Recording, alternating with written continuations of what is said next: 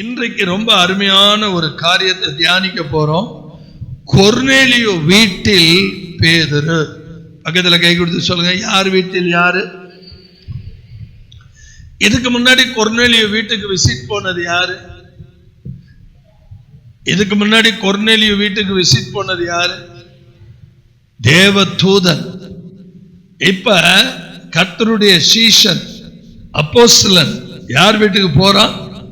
கொர்நேலியு வீட்டுக்கு போறான். அப்போஸ்தலர் நடபடிகளின் புஸ்தகம் 10ஆம் அதிகாரம் 33ஆம் வசனத்தை படிப்போம். அந்தபடியே நான் உடனே உம்மிடத்திற்கு ஆள் அனுப்பினேன். நீ வந்தது நல்ல காரியம். தேவனாலே உமக்கு கட்டளையிடப்பட்ட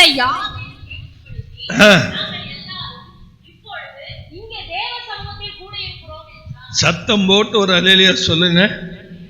நான் ஒன்னு அன்பா சொல்றேன், புரிஞ்சுக்கங்க. அந்தபடியே நான், அந்த உடனே அப்படிங்கிற வார்த்தையை முதல்ல அண்டர்லைன் பண்ணுங்க.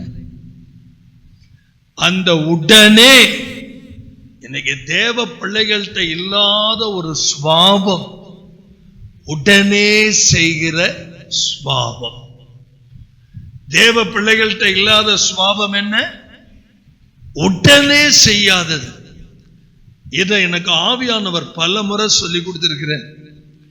நீங்க மத்தேயு, மார்க்கு, லூக்கா, யோவான் எதை படிச்சீங்கனாலும் உடனே அவன் எழுந்து, உடனே சுகமாகி, உடனே எழுந்திருந்து கர்த்தரை மகிமைப்படுத்தினான்.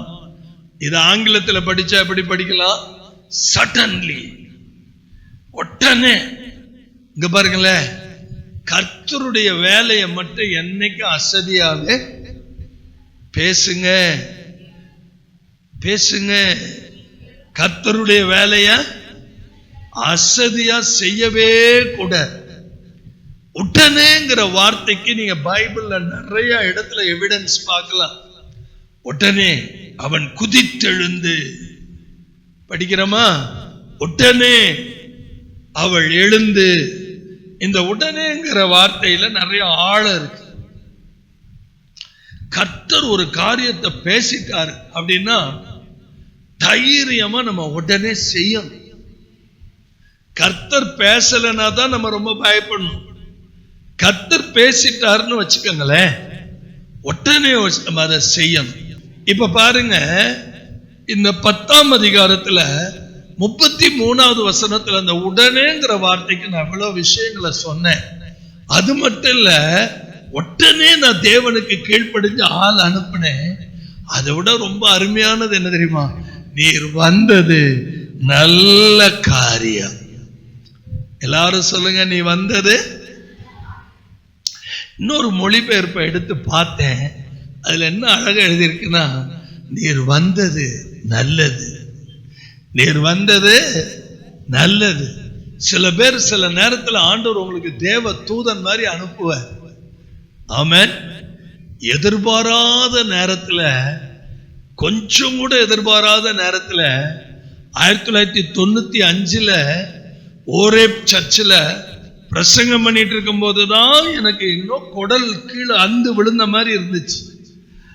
உடனே எங்க மூத்த அக்கா வீட்டுல வந்து மூவ் ஆயின்மெண்ட்டை வாங்கி தேய்ச்சிட்டு, திருப்பி சாயந்தரம் மீட்டிங்ல பேசிட்டு, அடுத்த நாள் மீட்டிங்ல பேசிட்டு, எல்லாருக்கும் ஜெபம் பண்ணிட்டு வேதனையோட வீட்டுக்கு வந்தேன்.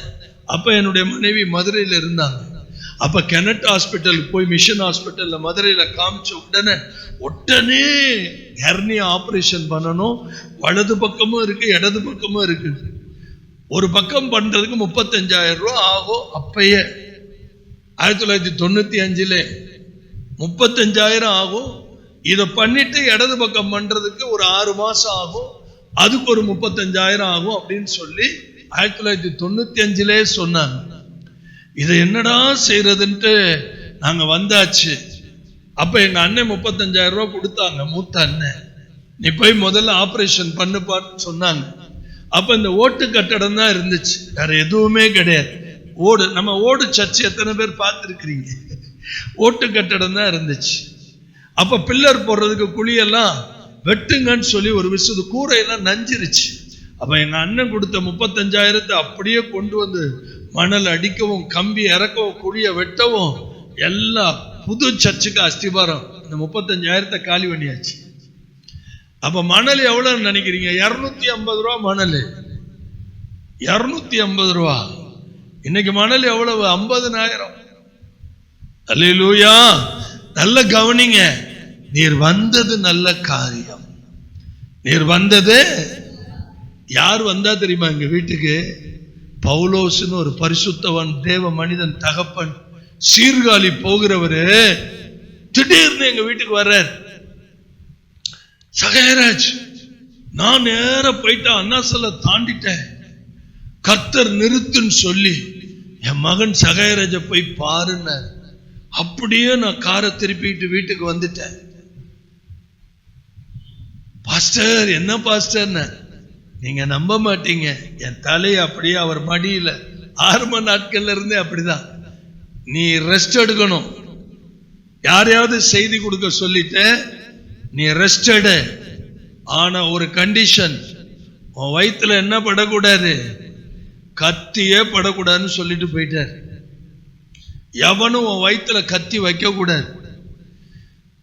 கிட்டத்தட்ட 95க்கும் 2022க்கும் இடையில எவ்வளவு கேப்?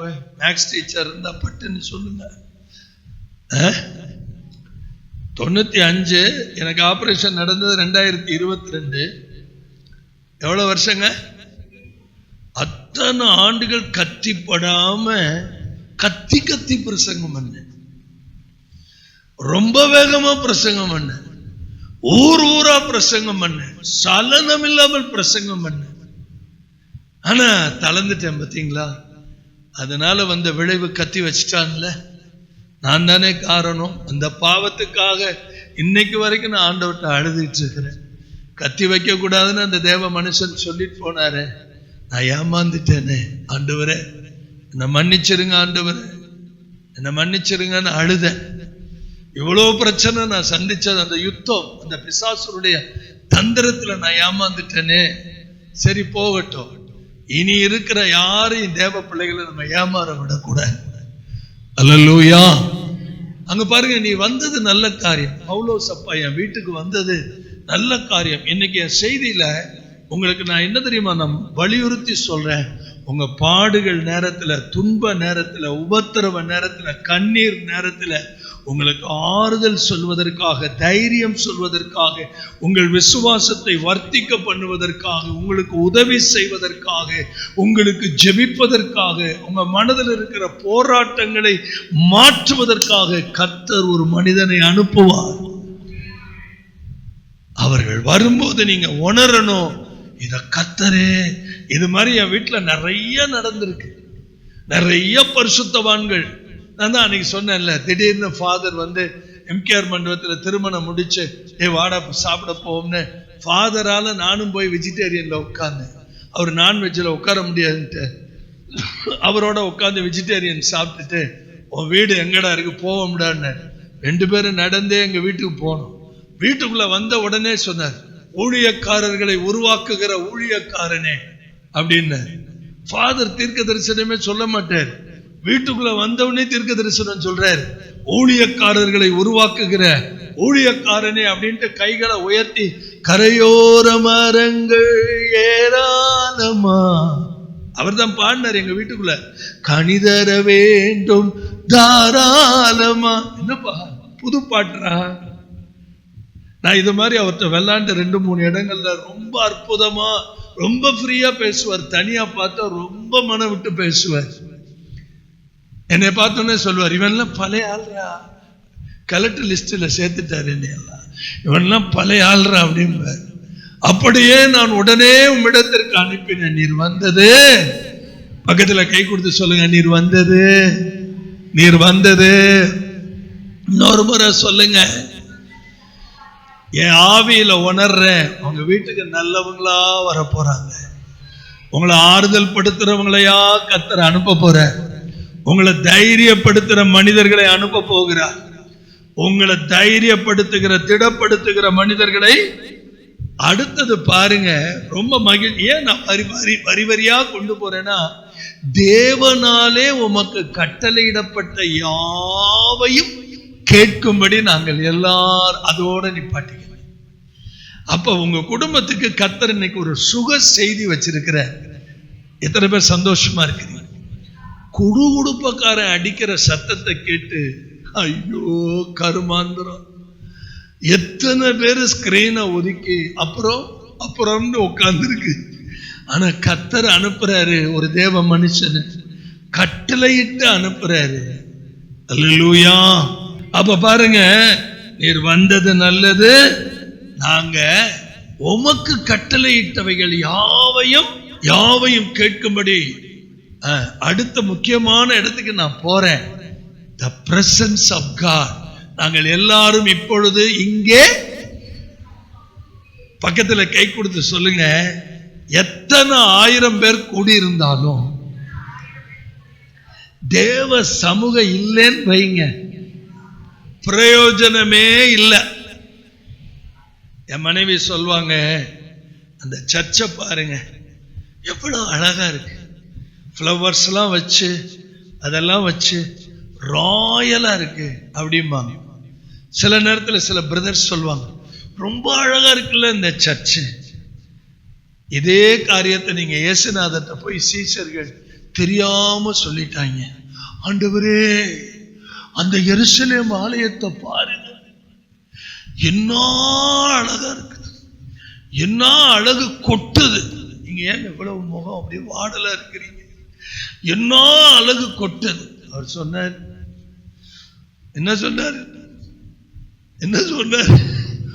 ஒரு கல்லு மேல ஒரு கல்லு இராதபடி. அதுக்குத்தான் நீங்க உம்முன்னு இருக்கீங்கன்னு எனக்கு தெரியும். ஒரு நாள் கர்த்தர் அழக பார்த்து, ஆலயத்தில் இருக்கிற டிசைனை பார்த்து மயங்க மாட்டேன். ஆலயத்துல பிரசன்னம் இருக்கணும்.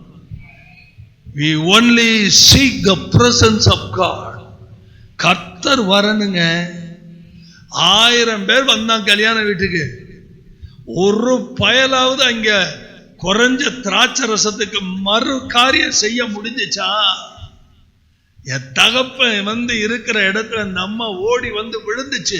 Seek the presence of God. கர்த்தர் இருக்கிற இடத்துல வந்தாதான் விடுதலை, கர்த்தர் இருக்கிற இடத்துல வந்தாதான் ஆசீர்வாதம், கர்த்தர் இருக்கிற இடத்துல வந்தாதான் தண்ணீர் திராட்சை ரசமா மாறும். அல்லேலூயா. சர்ச்சை கட்டும் போது அரைக்சாமி போர் போடுறாங்க, ஆரோ சார் நிக்கிறார், தண்ணி கிழிச்சுட்டு வருது. அதனால ரொம்ப கம்மியா போட்டுட்டாங்க. 100 அடி தானே போட்டோம், 150 போட்டோம். தண்ணி தான் இவ்வளவு பொத்துக்கிட்டு வருது. இந்த இடத்துல ஒரு காடு தானே, ஒரு கட்டடம் கிடையாது. குடிச்சு பார்க்கிறோம், தேனாமிர்தமா இருக்கு. எது? நம்ம சர்ச். அந்த நேரம் பார்த்து முனிசிபாலிட்டியில இருந்து, காவேரி ஆணையத்திலிருந்து எல்லா இடங்களுக்கும் தண்ணி செக்அப் பண்ணிட்டு வர்றாங்க. அப்ப நம்ம சர்ச் வாசல்ல வந்து தண்ணிய வாங்கி குடிச்சிட்டு தண்ணிய பரிசோதனை பண்ணா சொன்ன வார்த்தையை மாறாம சொன்ன, காவேரி தண்ணிலாம் அதுகிட்ட நிக்க முடியாது சார். அப்படி ஒரு தண்ணி உங்க சர்ச்சுக்கு வருது.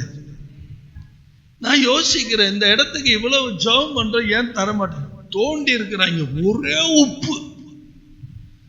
இங்க ஆசீர்வாதங்க, நம்மளை போட்டு பார்க்கிறானே தொப்பி, அங்க என்ன இருக்குது? உப்பு. போட்ட போர்ல நம்ம தான் தண்ணி சப்ளை பண்ணோம். அந்த கட்டடம் கட்டுறதுக்கு யார் தண்ணி சப்ளை பண்ணது? நம்ம தாங்க தண்ணி சப்ளை பண்ணோம். நல்லது கெட்டது எல்லாமே நம்ம தான் செஞ்சோம். இங்க இருந்துதான் குடிக்கிறதுக்கெல்லாம் என்ன எடுத்துட்டு போனாங்க? எனக்காக முடிஞ்ச உடனே ஒரு டம்ளர் தண்ணி வாங்கி குடிச்சிட்டு போங்க. வாயில வைக்க முடியாது, அப்படி ஒரு உப்பு தண்ணி பக்கத்துல. ஏன்? இங்க ஆசீர்வாதம். அதான் கர்த்தர். Seek only the presence of God. ஒரு விலைக்கரையும் கொடுத்து தேவ சமூகம் இருக்கிற இடத்துல எப்படி இருக்கும்? தேவ மகிமை வெளிப்படும். கையை உயர்த்தி உங்களை எல்லாம் ஒண்ணு சொல்லி ஆசீர்வதிக்கிறேன். அப்போஸ்தலர் 10:34 37 வரைக்கும் நம்ம தியானிச்சோம்னா, பேதுரு எந்திரிச்சு பேச தொடங்குற. யார் வீட்டுல? இப்ப அவருக்கு மேடை கிடையாது, மைக்கு கிடையாது, ஆடியோ சிஸ்டம் கிடையாது, கீபோர்டு கிடையாது, கொயர் கிளாஸ் கிடையாது. என்னம்மா யாரும் பேச மாட்டேங்கிறீங்க? நான் சொல்றதெல்லாம் உண்மையா? அப்ப அங்க யார் தான் இருந்தா? பேதுரும் ஆவியானவரும் இருந்தாங்க. கீபோர்டு எதுக்கு? சப்போர்ட். கொயர் எதுக்கு? சப்போர்ட். ஆனா பேசுறவன்ட்ட தான் இருக்கு ஃபயர். இப்படி சொல்லணும். அல்லேலூயா. துடிக்கணும் அப்படியே. ஆமென் சொல்லுங்க. ஆமா, கொயர் சப்போர்ட்டுங்க, கீபோர்டு சப்போர்ட்டுங்க, ஆனா பேசுறவன்ட்ட தாங்க இருக்கு ஃபயர். அல்லேலூயா. ஆவியானவர் யார்கிட்ட தான் இருந்தாரு? இது விசுவாசிகளுக்கு தெரியணும். இன்னைக்கு கீபோர்டு இல்லைன்னா, கிட்டார் இல்லைன்னா, இதெல்லாம் நமக்கு தேவைதான். ஆனா அதை காட்டிலும் அங்க முக்கியமான ஒரு இடம் தேவ பிரசன்னம். Praise the Lord. பேதுரு பிரசங்கம் பண்ண தொடங்கி எல்லாரும் கவனிக்கிறீங்களா? முத வார்த்தை என்ன தெரியுமா சொல்றாரு? தேவன் பட்சபாதம் உள்ளவர் அல்லவே. அதுக்காக வலது கையை உயர்த்தி ஒரு அல்லேலூயா சொல்லுங்க. இன்னொரு மொழிபெயர்ப்புல என்ன இருக்குன்னா, தேவன் எல்லாருக்கும் சமமானவர். இந்த வார்த்தை ரொம்ப நல்லா இருக்குல்ல? சொல்லுங்க, தேவன் எல்லாருக்கும் சமமானவர். அப்ப இந்த சர்ச்சில் எல்லாருக்கும் உரிமை இருக்கு. பேசுங்க பேசுங்க. இந்த சர்ச்சில் எல்லாருக்கும் நமக்கு என்ன இருக்கு? உரிமை இருக்குது. பேதுரு பேச தொடங்கி தேவன் அப்படின்னா எனக்கு மட்டும் கொடுக்கிற தகப்பன் இல்ல, எல்லாருக்கும் கொடுக்கிறார்.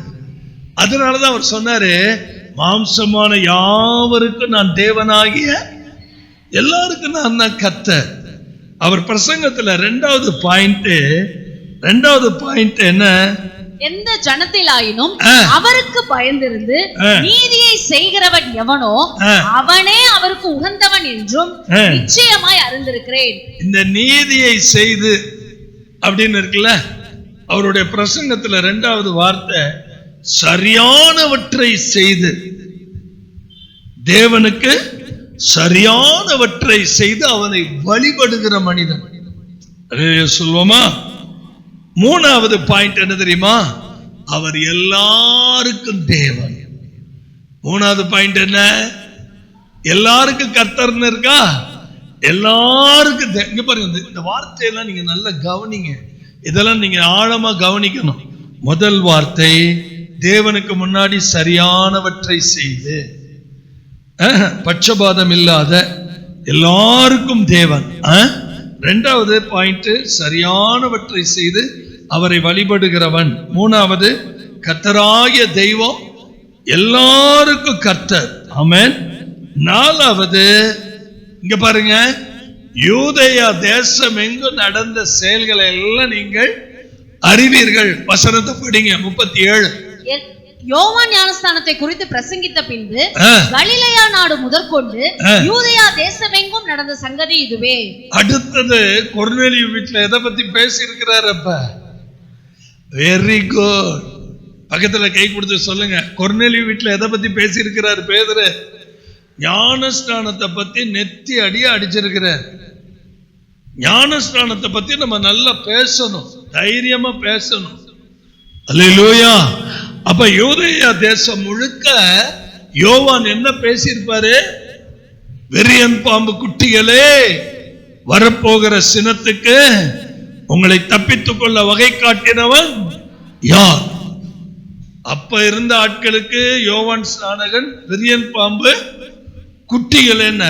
ஒருவேளை இப்ப யோவான் ஸ்நானன் புல்பிட்ல நின்று பேசினா எப்படி இருக்குன்னு கொஞ்சம் கற்பனை பண்ணி யாராவது ஒருத்தர் சொல்லுங்க பாருங்க. கொஞ்சம் கற்பனை பண்ணி. நாங்களா சொல்லணும், அதையும் நீங்களே சொல்லுங்க. நாங்களா சொல்லணும். உங்களுக்கு வேணா ஒரு வாய்ப்பு தர்றேன், நல்லா யோசிச்சு. இங்க யோவான் ஸ்நானன் இந்த காலத்துல திடீர்னு நம்ம ஞாயிறு ஆராதனைக்கு வந்து ஞானஸ்தானம் எடுக்காத ஆளுகளை பத்தி பேசினா இப்படி பேசுவார். இதெல்லாம் கொஞ்சம் கற்பனை பண்ணுங்க. அல்லேலூயா. ஆமென். செல்போனை ராத்திரி பகலாய் உட்கார்ந்து பார்த்து கொண்டிருக்கிற வெறியன் பாம்பு குட்டிகளேன்னு சொல்ல மாட்டார், நச்சு பாம்புகளே. யோவான் ஞானஸ்நானத்தை குறித்து பிரசங்கித்த பின்பு கலிலேயா நாடு முதற்கொண்டு யூதேயா தேசத்திற்கு நடந்த சங்கதி இதுவே. 5வது 10:38 படிங்க. இயேசுவை எல்லாருக்கும் ரொம்ப பிடிச்ச வசனம் இது இல்ல? நசரேயனாகிய இயேசுவை தேவன் பரிசுத்த ஆவியினாலும் வல்லமையினாலும் அபிஷேகம் பண்ணினார். தேவன் அவருடன் கூட இருந்தபடியினால் நன்மை செய்கிறவராய் பிசாசின் வல்லமையில் அகப்பட்ட யாவரையும் குணமாக்குகிறவராய் சுற்றித் திரிந்தார். ஞானஸ்நானத்தை பத்தி பேசினார், இயேசுவின் மேல் இருந்த அபிஷேகத்தை பத்தி பேசினார். அடுத்தது 10ஆம் அதிகாரம் 39-40 இயேசு கிறிஸ்துவனுடைய மரணத்தை பத்தி பேசினார், இயேசு கிறிஸ்துவுடைய உயிர்ப்பை பத்தி பேசினார்.